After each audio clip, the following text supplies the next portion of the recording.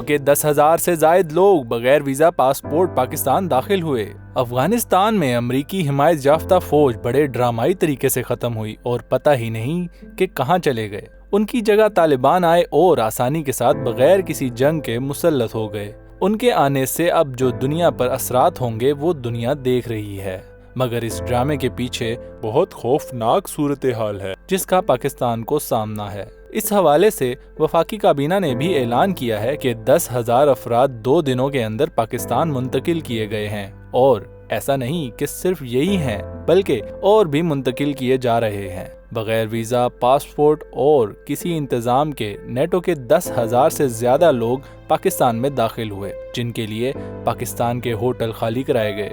یہ 10,000 سے زائد لوگ کوئی عام سپاہی نہیں بلکہ یہ جاسوس، مینیجر، ڈائریکٹر اور مختلف امور چلانے والے افراد ہیں۔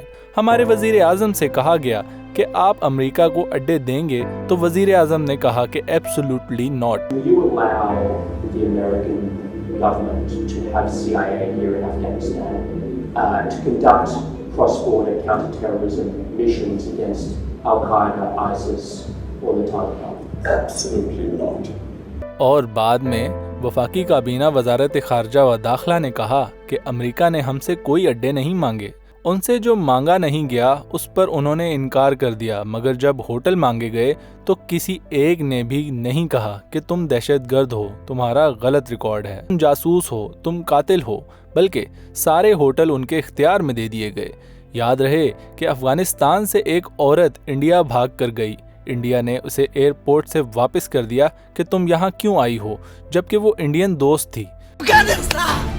کیا کام کرو مدد چی چی مدد گم ہو گیا افغانستان، بہت پریشان۔ مگر پاکستان میں ہزاروں خطرناک ترین افراد داخل ہوئے جنہوں نے داعش اور القاعدہ بنائی، ان کی سرپرستی کی، ان کو ڈیزائن کیا۔ They've created ISIS. Hillary Clinton created ISIS with Obama.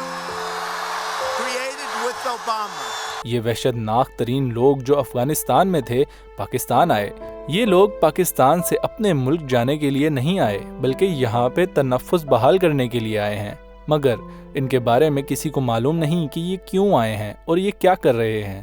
اب اتنے لوگوں کو کنٹرول کرنا بھی کوئی آسان کام نہیں۔ اب یہ تو آنے والا وقت ہی بتائے گا کہ ان لوگوں کا پاکستان میں رہنا ہمارے ملک کے لیے کتنا خطرناک ہے۔